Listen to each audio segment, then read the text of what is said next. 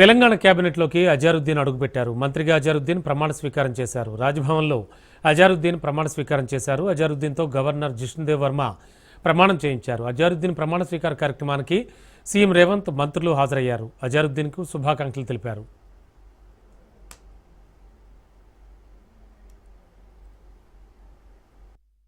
I will faithfully and conscientiously discharge my duties as Minister for the state of Telangana, and that I will do right to all manner of people in accordance with the Constitution and the law, without fear or favor, affection or ill will. I, Muhammad Azharuddin, do swear in the name of Allah that I will not directly or indirectly communicate or reveal to any person or persons any matter which shall be brought under my consideration or shall become known to me as Minister for the state of Telangana, except as may be required for the due discharge of my duties as such Minister. Jai Telangana, Jai Hind.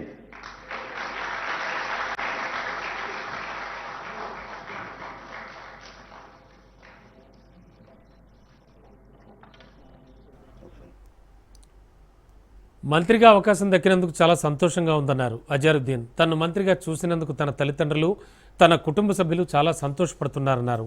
తనకు మంత్రిగా అవకాశం ఇచ్చినందుకు కాంగ్రెస్ అధిష్టానానికి, ముఖ్యమంత్రికి, రాష్ట్ర party నాయకులకు కృతజ్ఞతలు తెలిపారు. తాను ప్రత్యేకమైన వ్యక్తినని, తనపై వచ్చిన ఆరోపణలన్నీ నిజం కావన్నారు. తన గురించి కిషన్ రెడ్డికి పూర్తి స్థాయిలో అవగాహన లేదన్నారు. బీజేపీ, టీఆర్ఎస్ పార్టీ నాయకులు చేస్తున్న విమర్శలు సరైనవి కావన్నారు మంత్రి అజారుద్దీన్. में रहेंगे तो ही बात करेंगे। और अपने मीनाक्षी मैडम का और विश्वनाथ सर का और जितने भी कैबिनेट मिनिस्टर्स और जितने भी लोग जुबली हिल्स के पूरे इंडिया के जितने भी लोग मेरे सपोर्टर्स हैं और मेरे को चाहते हैं, मैं सब लोग का शुक्रिया अदा करता हूँ। क्योंकि मैं मुरादाबाद में मैं पहले मुरादाबाद में पहले इलेक्शन लड़ा था। वहाँ के लोगों को जुबली हिल्स के बारे में, हम जुबली हिल्स में रहेंगे तो ही बात करेंगे। यहाँ पे मैं नहीं समझता हूँ कि जुबली हिल्स के बारे में बात करना चाहिए। और इलेक्शन से और इसमें बिल्कुल दो अलग बात है। आप इसको दोनों में मत जुड़ाइए। आप वो तो गवर्नमेंट का प्रेरोगेटिव है, गवर्नमेंट जैसा चाहिए वैसा कर सकते हैं। अभी मेरे को मालूम नहीं, ये पूरा मैं कैबिनेट डिसाइड करें, सीएम डिसाइड करेंगे। जो भी मुझे देगा मैं बिल्कुल ईमानदारी से काम करूंगा और अपलिफ्टमेंट ऑफ डाउन ट्रॉडन और जो नीचे के तबके लोगों के उनको मैं जरूर काम करूंगा। पूरे कौन से वे केसेस है कुछ भी मालूम नहीं उनको आधे नॉलेज नहीं है, उनको कुछ भी बोल सकते हैं। मैं एकदम अलग टाइप का आदमी हूँ। मेरे बारे में अभी नहीं, पहले से ही बोला जा रहा है, तो मुझे इसमें कुछ फर्क नहीं पड़ता। मुझे मालूम मैं क्या हूँ, मैं कितना पेट्रियट हूँ, मैं इंडिया के लिए क्या क्या मुझे मालूम। मेरे को किसी का एक्चुअली सर्टिफिकेट की जरूरत नहीं है यहाँ पे। దేశంలో ప్రస్తుతం రికార్డు స్థాయిలో విద్యుత్ ఉత్పత్తి జరుగుతోందని రాష్ట్ర బీజేపీ కార్యాలయంలో కేంద్ర మంత్రి కిషన్ రెడ్డి తెలిపారు. దేశవ్యాప్తంగా 500 గిగావాట్ల ఉత్పత్తిలో 74% థర్మల్ పవర్ స్టేషన్ల ద్వారా ఉత్పత్తి అవుతోందని చెప్పారు. కాంగ్రెస్ ప్రభుత్వంపై కిషన్ రెడ్డి తీవ్ర విమర్శలు చేశారు. 2 ఏళ్లుగా మైనార్టీలకు అన్యాయం చేసి ఇప్పుడు జూబ్లీహిల్స్ ఉప ఎన్నికల దృష్ట్యా ఓట్ల కోసం ఆ వర్గానికి చెందిన వ్యక్తికి మంత్రి పదవి ఇస్తున్నారన్నారు. అజారుద్దీన్కు మైనార్టీలపై ప్రేమ ఉంటే 2 ఏళ్ల క్రితం ఎందుకు మంత్రి పదవి ఇవ్వలేదని ప్రశ్నించారు. కాంగ్రెస్ అధికార దుర్వినియోగంతో ఎన్నికల్లో గెలవాలని ప్రయత్నిస్తోందని కేంద్ర మంత్రి కిషన్ రెడ్డి విమర్శించారు. నిజంగా మైనార్టీల మీద ప్రేమ ఉంటే 2 సంవత్సరాలుగా ఎందుకు పెట్టలేదు మైనారిటీ మినిస్టర్ ను? నిజంగా అజారుద్దీన్ శూరుడు వీరుడైతే ఈ ఎలక్షన్ ఆయన ఎందుకు టికెట్ ఇవ్వలేదు? 2 సంవత్సరాల క్రితం ఇది అజారుద్దీన్ ను ఎందుకు మరి మంత్రివర్గంలో తీసుకోలేదు? వారం రోజుల ముందు జూబ్లీ హిల్స్ ఎన్నికలకు ముందు ఎందుకు తీసుకుంటున్నారు? జస్ట్ 1 వీక్ బిఫోర్ ఎవరిని మభ్యపెట్టడం కోసము, ఎవరిని మోసం చేయడం కోసము. మీకు అంత శుద్ధి, మైనార్టీల చిత్తశుద్ధి ఉంటే 2 సంవత్సరాలు, మీరు ఉండేది 5 సంవత్సరాలు, 5 సంవత్సరాల తర్వాత పెట్టబెడ చదువుకొని పోవాలి గాంధీ భవన్కు సెక్రటరియట్ నుంచి. అందులో 2 సంవత్సరాలు అయిపోయాయి. ఈ 2 సంవత్సరాలు మైనార్టీలకు నష్టం చేసిరు అనమాట. మీరు అన్యాయం చేసిరు, దగా చేసిరు, మోసం చేసిరు. ఇప్పుడు జూబ్లీహిల్స్ ఎలక్షన్స్ లో మరి మీకు అంత ప్రేమ ఉంటే, ఈయన గత ఎన్నికల్లో పోటీ చేశాడు కదా ఇదే జూబ్లీహిల్స్ లో, ఆయనకి ఎందుకు టికెట్ వెళ్ళారు? మరి ఆయనకి ఎందుకు వెళ్ళారు? మీరు చెప్పండి. ఇప్పుడు మీరు ఆయన ఎమ్మెల్సీ చేస్తామంటారు, మంత్రి చేస్తామంటారు, జూబ్లీహిల్స్ టికెట్ మాత్రం ఇవ్వమంటారు. గతంలో పోటీ చేసి మంచి ఓట్లు వచ్చినాయి కదా. కాబట్టి కాంగ్రెస్ పార్టీ అడిగేటువంటి అన్ని ప్రశ్నలకు జవాబు చెప్పాల్సిన అవసరం లేదమ్మా. ఇక తెలంగాణ ఎమ్మెల్యేల అనర్హత కేసులు సుప్రీం విధించిన గడువు దగ్గర పడుతుండటంతో మరింత సమయం కావాలంటూ స్పీకర్ గడ్డం ప్రసాద్ కోరారు. సుప్రీంకోర్టును స్పీకర్ తరపు లాయర్లు 8 వారాల గడువు కోరినట్లు తెలిసింది. ఇప్పటికే 4 ఎమ్మెల్యేలను విచారించినట్లు కోర్టుకు తెలిపిన స్పీకర్ తరపున లాయర్లు మిగతా ఎమ్మెల్యేలను విచారించడానికి 8 వారాల సమయం అడిగినట్లుగా తెలిసింది.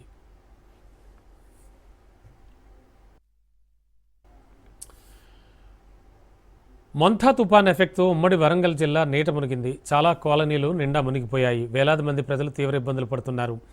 ఇప్పటికే అధికారులతో మాట్లాడిన సీఎం రేవంత్ హన్మకొండకు వెళ్లారు. వరంగల్లోని ముంపు ప్రాంతాల్లో పర్యటిస్తున్నారు. అధికారులకు కీలక ఆదేశాలు జారీ చేయనున్నారు. పునరావాస కేంద్రాల్లో ఏర్పాట్లు, రెస్క్యూ, ఎన్డీఆర్ఎఫ్, ఎస్డీఆర్ఎఫ్ బృందాలు తీసుకుంటున్న చర్యలపై కూడా ఆరా తీశారు. వరంగల్, హన్మకొండ నగరాల్లో తీసుకుంటున్న చర్యలపై కూడా ఆరా తీశారు.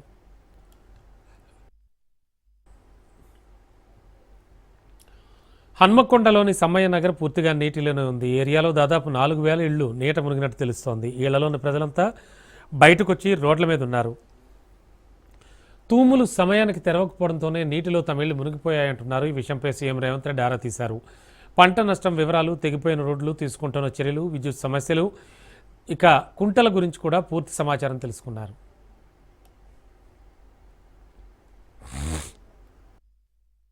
పంట నష్టం జరిగిన ప్రాంతాలలో చాలా వరకు పత్తి, వరి, చేతికొచ్చిన పంట నష్టము ఇవన్నీ కూడా జరిగినాయి. కాబట్టి ఎకరాకు 10,000 రూపాయలు మనం రైతులకు పంట నష్టపరిహారం కూడా ఇవ్వాలనుకుంటున్నాం. తక్షణమే ఆ నీట మునిగిన పొలాలను ఇసుక మేటలు పేరుకున్న దగ్గర మనకు ఎన్ఆర్ఈజిఎస్లో స్పెషల్ ప్యాకేజెస్ ఉన్నాయి. ఆ ఇసుక మొత్తం తొలగించడానికి ఎకరాకు 10,000 కాదు, ఎకరాకు 1,00,000 కూడా మనము ఎన్ఆర్ఈజిఎస్లో తీసుకోవచ్చు. కాబట్టి ఆ ఇసుక మేటలు పేరుకున్న రైతులను ఆదుకోవడానికి కూడా దానికి కావాల్సిన అంచనాలు చేయండి. ఇంట్లో మునిగిన వాళ్ళు, ఇంట్లో పోయిన వాళ్ళకు ప్రతి ఇంటికి మీరు అంచనా వేసి 15,000 రూపాయలు నష్టపరిహారం వాళ్ళకి ఇవ్వండి. అంటే ఇళ్ళకి నీళ్ళు వచ్చి వస్తువులు తడిచిపోయిన వాళ్ళకు వాళ్ళకి ఏమి ఇచ్చినా మనం సహాయం చేయలేం, కానీ కనీసం అట్లా పోయిన వాళ్ళకు ప్రతి ఇంటికి ఒక 15,000 రూపాయలు ఇవ్వడానికి అవసరమైన సహాయక చర్యలు చేపట్టండి. అత్యంత పేదలుండి, గుడిసెలుండి, లేకపోతే ఏదైనా కొట్టుకుపోయిన వాళ్ళు ఉంటే ఇందిరమ్మ ఇండ్లు ఇచ్చే అర్హత ఉంటే ఒక స్పెషల్ దీని కింద అయినా మనం కాన్స్టిట్యున్సీ వైజ్ ఇచ్చే కోటా కాకుండా అవసరం అనుకుంటే ఏమైనా అదనపు కోటా అయినా కూడా ప్రభుత్వం ఇస్తుంది. అట్లా ఇండ్లు కోల్పోయి నిరాశ్రయులు అయిన వాళ్ళని కూడా లిస్ట్ అవుట్ చేయండి. వరంగల్ తూర్పు కాంగ్రెస్ పార్టీలో విభేదాలు బగ్గుమన్నాయి. మాజీ ప్రధాని స్వర్గీయ ఇందిరాగాంధీ వర్ధంతి సందర్భంగా కాశీబుగ్గలోని విగ్రహం వద్ద కార్యక్రమం కోసం కొండా వర్గీయులు ఏర్పాట్లు చేశారు. కానీ వరంగల్ జిల్లా అధ్యక్షులు ఎర్రబెల్లి స్వర్ణ మంత్రి కన్నా ముందుగానే పూలదండ వేసి నివాళులర్పించారు. ఇంతలోనే మంత్రి సురేఖ రావడంతో కొండా వర్గీయులు పెద్ద ఎత్తున జై కొండ అంటూ నినాదాలు చేశారు. అవేం పట్టించుకోకుండా ఎర్రబెల్లి స్వర్ణ తన వాహనం ఎక్కువ వెళ్ళిపోయారు. ఆ తర్వాత కాంగ్రెస్ కార్యకర్తలు జిల్లా అధ్యక్షులు ఎర్రబెల్లి వేసిన పూలమాలలు తీసి పక్కన పెట్టాక మంత్రి సురేఖ ఇందిరాగాంధీ విగ్రహానికి పూలమాలలు వేశారు. అక్కడంతా జై కొండ నినాదాలతో మారుమోగింది.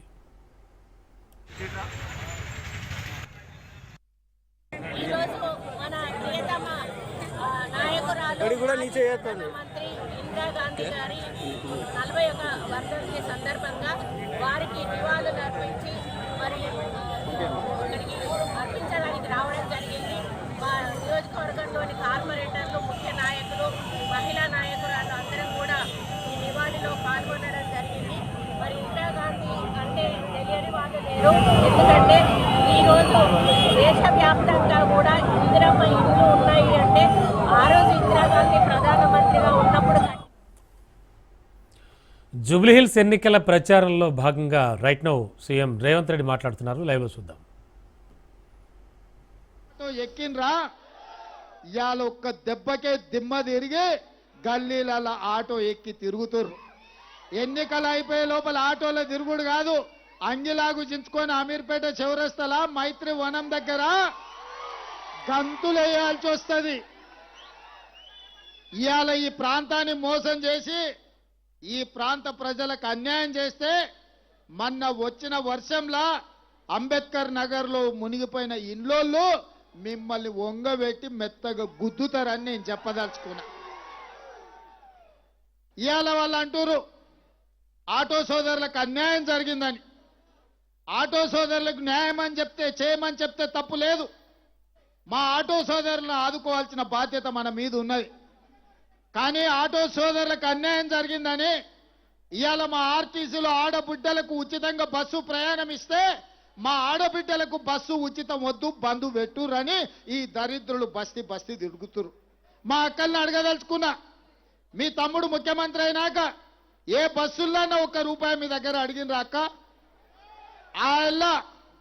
వాళ్ళ పాలనలో అమ్మగారింటికి పోవాలన్నా, బల్కంపేట అమ్మవారిని దర్శించుకోవాలన్నా, యాదగిరిగుట్ట లక్ష్మీ నరసింహస్వామికి దండం పెట్టాలంటే ఇంటి ఆయన దగ్గర కిరాయి పైసలు అడగాలి. అమ్మని చూడాలంటే కూడా ఇంటి ఆయన నగదు ఇస్తే తప్ప మనం పోయే పరిస్థితి లేదు. కానీ ఇవాళ ఇంటి ఆయన అక్కడ ఆఫీసుకు పోతే ఆయన వచ్చే లోపల అమ్మగారింటికి పోయి అమ్మతో జరసేపు కూర్చొని మాట్లాడొచ్చే పరిస్థితి ఉంది. బిడ్డను మనవిస్తే బిడ్డ ఎట్లున్నదో చూసేద్దాం, మనవడో మనవరాలకో ఇంత ముద్దు పెడతాం, ఓ చాక్లెట్ ఇచ్చేద్దాం అంటే ఇవాళ మా అక్కలు ధైర్యంగా ఏడ బస్సు కనిపిస్తే గాడి ఇట్లా చెయ్యడ్డం పెడితే ఇవాళ మీ తమ్ముడు రేవంత్ రెడ్డి మీకు బస్సు ఉచితం ఇచ్చిండు. నిజం కాదా అక్క? మరి ఆ దరిద్రులకు కడుపు మంట ఏంది? ఆడబిడ్డ బస్సులో ఉచితంగా పోతే వాళ్ళకు బస్సు వద్దంటున్నారు. గింత దుర్మార్గులు ఎవడన్నా ఉంటాడా? 2014 నుంచి 2019 వరకు ఒక్క ఆడబిడ్డ కూడా మంత్రివర్గంలో మంత్రి ఇయ్యలే. అంటే ఇల్లు నడిపేటోళ్ళు, ఇల్లు చక్కదిద్దేటోళ్ళు, సంసారాన్ని సాగదీసేటోళ్ళు మా ఆడబిడ్డలు రాజ్యాన్ని నడపలేరా అని నేను అడుగుతున్నా. ఇవాళ మా సీతక్కని మంత్రిని చేసినాం, మా కొండ సురేఖమ్మని ఇవాళ మంత్రిని చేసినాం. మా ఆడబిడ్డలు రాజ్యం నడుపుతలేరా అని నేను అడుగుతున్నా. ఇవాళ ఆడవాళ్ళకు అన్యాయం చేసి అవకాశాలు ఇవ్వకుండా వాళ్ళని అవమానించి ఇవాళ సొంత చెల్లెలు కన్నీళ్లు పెట్టి ఊరూరు తిరుగుతుంది దరిద్రులు చేసిన మోసానికి. మా ఆడబిడ్డలకు న్యాయం చేస్తారా? మా అక్కల్ని ఆలోచన చేయమంటున్నా. ఇంటి ఆడబిడ్డ ఇల్లు తిరుగుతుంటే, కంట తడి పెడుతుంటే, 1000 కోట్లు పందికొక్కులాగా ప్రజల సొమ్ము దోసుకొని ఆడబిడ్డను జైలుకు పంపించిండ్రు. జైలుకు ఆడబిడ్డ పోతే ఇవాళ జైలు నుంచి వచ్చిన ఆడబిడ్డను ఆదుకునే పరిస్థితి లేదు. ఇవాళ అదే ఆడబిడ్డ బయటకు వచ్చి ఈ సన్నాసులు 1000 కోట్లు సంపాదించుకున్నారు, నన్ను ఇంట్లోకెళ్ళి బయటకు వెళ్ళగొట్టిరని వాళ్ళ సొంత ఆడబిడ్డ చెప్తుంది. ఏ ఆడబిడ్డ అయినా తండ్రి క్షేమము, సోదరుడి అభివృద్ధి కోరుకుంటుంది. ఏ ఆడబిడ్డ అయినా కష్టం వచ్చినా కడుపులో దుఃఖం పెట్టుకుంటుంది. అత్తగారింటి కాడ కష్టం వస్తే అమ్మకు పోయి చెప్పుకోవద్దు, ఇచ్చిన కాడ పెరిగిన కాడ చిన్నతనం దేవొద్దని కష్టాలను అనుభవిస్తారు. కానీ ఇవాళ వాళ్ళ ఆడబిడ్డనే సొంతంగా బజార్లకు వచ్చి వీళ్ళు దరిద్రులు, నీచులు, దుర్మార్గులు ఇవాళ పార్టీని తెగనమ్ముతున్నారు. సొంత ఆడబిడ్డ నన్నే బజార్లో ఇడిచిపెట్టిందని చెప్తున్నారంటే వాళ్ళ గురించి ఇంకా నేను చెప్పాలనా? ఇంటి ఆడబిడ్డ ఎప్పుడైనా ఇంటి గౌరవం తగ్గించుకుంటుందా? ఇవాళ వాళ్ళ ఇంటి ఆడబిడ్డ బయటకు వచ్చి వీళ్ళు దుర్మార్గులు, దొంగలని చెప్తున్న మాట నిజం కాదా? ఇవాళ అందుకే ఆ దుర్మార్గులకు ఆడబిడ్డలంటే పడనే పడదు. వాళ్ళ నాయన మంత్రియలే వాళ్ళ కొడుకు వచ్చి ఇవాళ బస్సు రద్దు చేయమని అంటుండు దుర్మార్గుడు. ఇవాళ రేవంత్ రెడ్డి ఏం చేసిండని అడుగుతున్నాడు ఒక ఆయన. నేను అడగదలుచుకున్నా, మా మిత్రులు శ్రీధర్ బాబు గారు చెప్పిండ్రు, సంవత్సరం తిరిగే లోపల 70,000 ప్రభుత్వ ఉద్యోగాలు తలలు లెక్కబెట్టి ఎల్బీ స్టేడియంలో నియామక పత్రాలు మీ సోదరుడు రేవంత్ రెడ్డి ఇచ్చిన మాట నిజం కాదా? 10 ఏళ్ళు మీరు రేషన్ కార్డులు ఇవ్వకపోతే పేదోళ్ళందరికీ రేషన్ కార్డు మీ సోదరుడు రేవంత్ రెడ్డి ఇయ్యలేదా? ఇవాళ ఆనాడు దొడ్డు బియ్యం ఇస్తే అవి దానా పెట్టనికి వనుకొచ్చినాయి. ఇవాళ సన్న బియ్యం ఇస్తే సంటి పిల్లలకు కూడా సన్న బియ్యం బుక్కెడు బువ్వ పెడుతురా లేదా మా అక్కలు చెప్పాలి. మా అక్కలు ఆలోచన చేయాలి. ఇవాళ సన్న బియ్యం మనిషికి 6 కిలోలు, 3,10,00,000 మందికి ఇవాళ సన్న బియ్యం ఈ ప్రభుత్వంలో సోనియమ్మ ఆశీర్వాదంతో మీ తమ్ముడు రేవంత్ రెడ్డి మీ ఇంట్లో సన్న బియ్యం ఇచ్చిన మాట నిజం కాదా? ఇవాళ పేదవాళ్ళు కూడా ఇవాళ మంచి అన్నం తినాలి, పిల్లలను జాగ్రత్తగా పెంచుకోవాలి. మన జీవితం ఎట్లో గట్ల గడిచిపోయింది, ఆ పిల్లలన్న బాగుండాలని ఇవాళ మీకు సన్న బియ్యం నేను ఇయ్యలేదా అక్క? ఇవాళ 200 యూనిట్లు కరెంటు ఉచితంగా మీకు ఇయ్యలేదా? ఇవాళ ఆర్టీసీలో బస్సు మీకు ఉచితం ఇయ్యలేదా? మరి ఇవాళ మీ బస్తీలలో అభివృద్ధి పనులు చేయాలని నేనంటే ఎవరన్నా మీ మనిషి, మీ సిపాయి ఉండాలనా లేదా? ఇవాళ మీ తరపున మీ సమస్యలు తెలిసి మీ సమస్యల పరిష్కారం కోసం ప్రభుత్వంతో మాట్లాడే సిపాయి మీకు ఉండాలనా లేదా? మీరు ఆలోచన చేయండి. ఇవాళ వాళ్ళు అంటారు సెంటిమెంట్ అని. ఒకవేళ సెంటిమెంట్ గురించే మాట్లాడాల్సి వస్తే నేను ఒక మాట అడగదలుచుకున్నా. 2007లో ఈ హైదరాబాదు నగరానికి పేదోళ్ళ గుండెల్లో దేవుడుగా కొలువబడ్డ పి జనార్దన్ రెడ్డి ఆయన గుండె ఆగి చచ్చిపోతే పీజేఆర్ ఈ హైదరాబాదు నగరంలో ఇతర జిల్లాల నుంచే కాదు ఇతర రాష్ట్రాల నుంచి తండాలలో గూడాలలో మారుమూల పల్లెల్లో కార్మికులుగా ఇక్కడ శ్రమ చేసి బతకాలని వస్తే ఉద్యోగ ఉపాధి అవకాశాలు వస్తే గూడిచ్చి గుడిసేసుకోనికే మీకు అండగా నిలబడ్డ గొప్ప నాయకుడు కీర్తిశేషులు పి జనార్దన్ రెడ్డి ఆయల్ల పీజేఆర్ గుండె ఆగి చచ్చిపోతే బద్ద వైరి పక్షాలైన టీడీపీ చంద్రబాబు నాయుడు పీజేఆర్ కుటుంబానికి ఏకగ్రీవంగా ఎమ్మెల్యేని చేయమని చెప్పిండు. బీజేపీ వాళ్ళు పీజేఆర్ కుటుంబానికి ఏకగ్రీవం చేయమన్నారు. బీఆర్ఎస్ వాళ్ళు టీఆర్ఎస్ అన్నాడు చంద్రశేఖరరావు అభ్యర్థిని పెడితే పీజేఆర్ కుటుంబం కేసీఆర్ను గెలవనిక పోతే ఇంటి ముందల గేట్ కాడ 3 గంటలు నించోబెట్టిండు ఎర్రటి ఎండల. ఇవాళ మా ఆడబిడ్డ విజయారెడ్డి ఈయనే ఉన్నది, అడుగురు పీజేఆర్ బిడ్డ ఉన్నది. ఆయన ఎన్నికలు వద్దు, మా బాపు చచ్చిపోయిండు, మా సోదరికి టికెట్ ఇచ్చిర్రు, చంద్రబాబు నాయుడు మాకు అండగా నిలబడ్డాడు, చంద్రశేఖరరావు నువ్వు మాకు ఏకగ్రీవం చేయమని ఈ ఆడబిడ్డలు వాళ్ళ తల్లి పీజేఆర్ భార్య పోయి అడిగితే 3 గంటలు ఎండకి నిలబెట్టి వెనక్కి పంపించిండు. కానీ కనికరం లేని కసాయి కేసీఆర్ ఆనాడు పీజేఆర్ మీద అభ్యర్థి, ఆ కుటుంబం మీద అభ్యర్థిని పెట్టి ఒక మంచి సాంప్రదాయాన్ని తుంగలో దొక్కిన దుర్మార్గుడు చంద్రశేఖరరావు తారక రామారావు కాదా అని నేను అడుగుతున్నా. ఇవాళ వచ్చి సెంటిమెంటు ఇవాళ ఓటేయండి అని అడుగుతారు. నేను అడుగుతున్నా సన్నాసిని, 3 సార్లు జూబ్లీహిల్స్లో మిమ్మల్నే గెలిపించారు కదా, 2 సార్లు నీ అయ్యని ముఖ్యమంత్రిని చేసిండ్రు, నిన్ను మున్సిపల్ మంత్రిని చేసిండ్రు కదా, ఎన్నడన్నా ఈ బస్తీలకు వచ్చినవా? గాయల్ల వానొస్తే నీళ్లు నిండితే నేను ముఖ్యమంత్రి ఉండొచ్చి బస్తీలలో తిరిగిన, అమీర్పేట చౌరస్తాలో నిలబడి ఎందుకు ఈ ప్రాంతం మునిగిపోతుంది, కృష్ణకాంత్ పార్కు నుంచి యూసుఫ్ గూడ, వెంగళరావు నగర్, సోమాజిగూడ, అమీర్పేట ప్రాంతంలో పేదోళ్ళు సంపాదించుకున్న ఇండ్లు నీళ్లలో మునుగుతుంటే ముఖ్యమంత్రిగా నేను వచ్చి ఆ సమస్యకు పరిష్కారం చూపించాలని రోడ్లు వలగొట్టించి మీ ఇండ్లకు నీళ్లు రాకుండా సాఫీగా నీళ్లు పోయేటట్టు చేసిపోయినా. మున్సిపల్ మంత్రిగా ఎన్నడన్నా వచ్చిండా? గాలి మోటార్లో తిరిగిండు, బెంజ్ కార్లో తిరిగిండు. ఇవాళ మాత్రం రబ్బర్ చెప్పులు వేసుకొని ఆటోలలో తిరుగుతుండు. ఆటోలలో తిరిగి ఏం చెప్తుండే? ఇవాళ ఆడబిడ్డలకు బస్సు రద్దు చేయమని చెప్తుండు. ఇంతకంటే దుర్మార్గుడు ఎవడన్నా ఉంటాడా? అందుకే వాళ్ళని బిల్లా రంగాన్ని దొంగలతో పోల్చిన. మీరేమంటారు సోదరులారా? బిల్లా రంగాలే కదా, ఆ బిల్లా రంగాలు బస్తీకి వస్తే గిట్ల కరెంటు పోలు చూసి కట్టే భాష సినిమాలో కట్టేస్తారు కదా, గట్ల కట్టేసి కరెంటు షాకు పెట్టుర్రి. 10 ఏళ్ళు చేసింది ఏందో చెప్పమని అడుగుర్రి. 2 సార్లు ముఖ్యమంత్రి మున్సిపల్ మంత్రికి అవకాశం ఇస్తే మా బస్తీలకు ఏం చేసినామని లెక్క అడుగురు.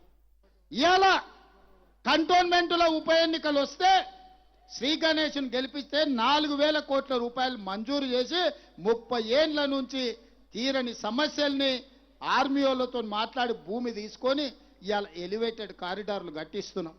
అక్కడ ఆర్మీ ల్యాండ్లో కట్టుకున్న పేదోళ్ళకి ఇవాళ పట్టాలు ఎన్నిక ప్రయత్నం చేస్తున్నాం.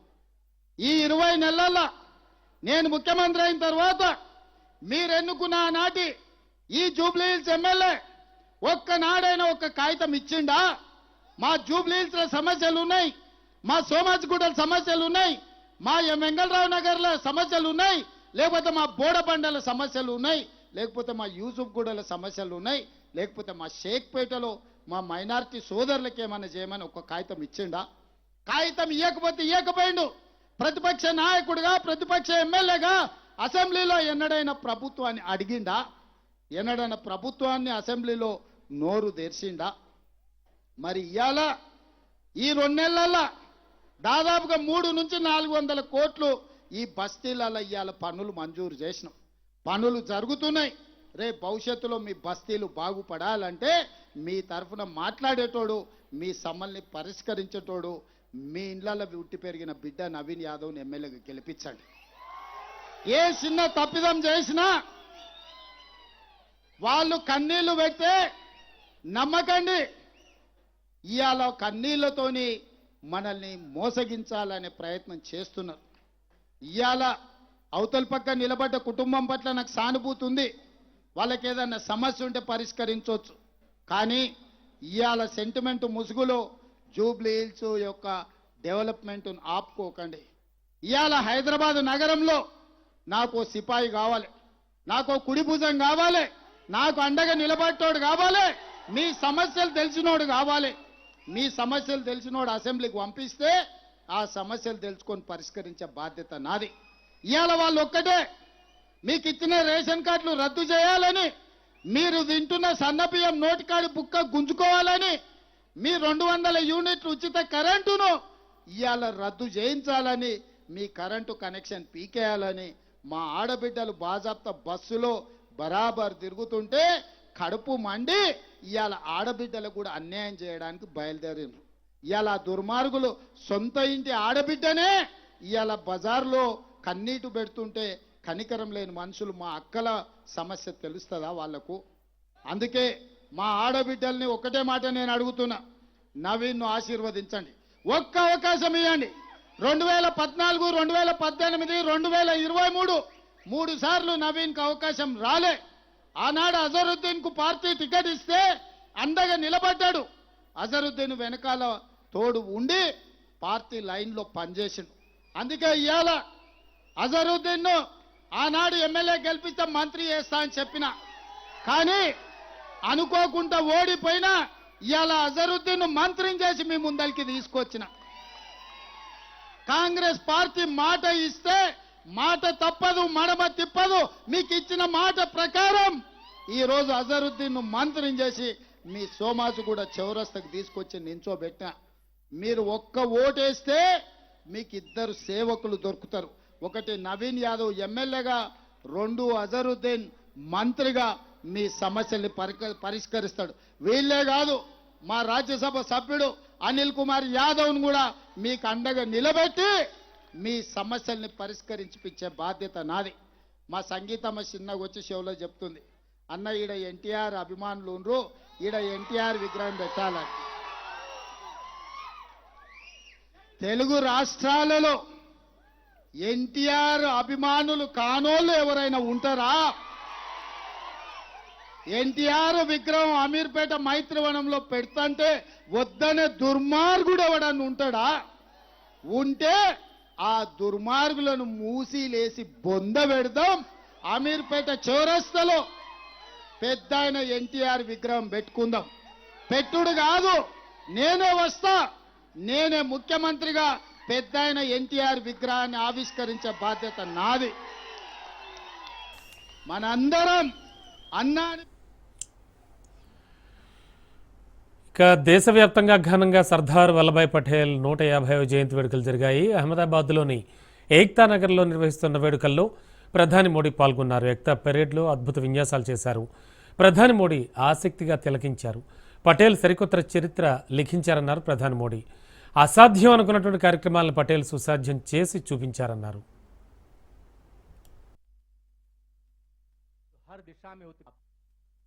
सरदार पटेल की 150वीं जयंती का ऐतिहासिक अवसर, एकता नगर की ये दिव्य सुबह, ये विहंगम दृश्य, सरदार साहब के चरणों में हमारी उपस्थिति, आज हम सब एक महान क्षण के साक्षी बन रहे हैं। देश भर में हो रही एकता दौड़, रन फॉर यूनिटी, कोटि कोटि भारतीयों का उत्साह नए भारत की संकल्प शक्ति को साथ साथ महसूस कर रहे हैं। कल शाम जो अद्भुत प्रस्तुति हुई, उनमें भी अतीत की परंपरा थी, वर्तमान का श्रम और शौर्य था और भविष्य की सिद्धि की झलक भी थी। सरदार साहब की 150वीं जयंती के उपलक्ष्य में स्मृति सिक्का और विशेष కాంగ్రెస్ అధ్యక్షుడు ఖర్గే సంచలన వ్యాఖ్యలు చేశారు. దేశంలో శాంతి భద్రతల సమస్య తలెత్తడానికి ఆర్ఎస్ఎస్ బీజేపీ కారణమన్నారు. ఆర్ఎస్ఎస్ నిషేధం అంశంపై స్పందించారు. దాని భావజాలం విషంతో సమానమని తీవ్ర వ్యాఖ్యలు చేశారు. మహాత్మాగాంధీ హత్యకు దారితీసిన వాతావరణాన్ని ఆర్ఎస్ఎస్ సృష్టించిందని మండిపడ్డారు. ఇదే విషయాన్ని పేర్కొంటూ సర్దార్ వల్లభాయ్ పటేల్, శ్యాంప్రసాద్ ముఖర్జీకి లేఖ రాశానని తెలిపారు. పటేల్, నెహ్రూ మధ్య సత్సంబంధాలు ఉన్నప్పటికీ వారి మధ్య చీలిక తేవడానికి ప్రయత్నించారని ఆరోపించారు. जो सत्य है उन सत्य को एनसीईआरटी के किताबों में से हटाना और उसको गायब करना ये बहुत बुरी बात है और इससे उनकी मंशा मालूम होती है किस तरह उनका किधर उनका झुकाव है और इस तथ्यों को मिटाने का प्रयास किया गया और हमेशा ऐसा करते रहते हैं। झूठ को सच में तब्दील करने के लिए वो हमेशा ये करते हैं। उसमें तो हमारे देश के प्रधानमंत्री माहिर है, फिर उनके जो भी शिष्य हैं, जैसा गुरु वैसा शिष्य होता है ऐसा कहते हैं, उनके शिष्य भी यही काम कर रहे हैं। सरदार पटेल ने आरएसएस पर जो प्रतिबंध लगाया था वो भारत के ఇక దేశీయ స్టాక్ మార్కెట్లు నష్టాలతో ముగిశాయి. వారం చివరి ట్రేడింగ్ సెషన్లో దాదాపు అన్ని రంగాల్లో అమ్మకాల ఒత్తిడి కనిపించడంతో సూచీలు భారీగా పతనమయ్యాయి. ప్రపంచ మార్కెట్ల నుంచి బలహీన సంకేతాలు వారాంతం కావడంతో ఇన్వెస్టర్లు లాభాల స్వీకరణకు మొగ్గు చూపడం మార్కెట్ల పతనానికి ప్రధాన కారణమైంది. ట్రేడింగ్ ముగిసే సమయానికి సెన్సెక్స్ 466 పాయింట్లు నష్టపోయి 83,938 వద్ద స్థిరపడింది. అదేవిధంగా నిఫ్టీ 155 పాయింట్లు క్షీణించి 25,722 వద్ద ముగిసింది.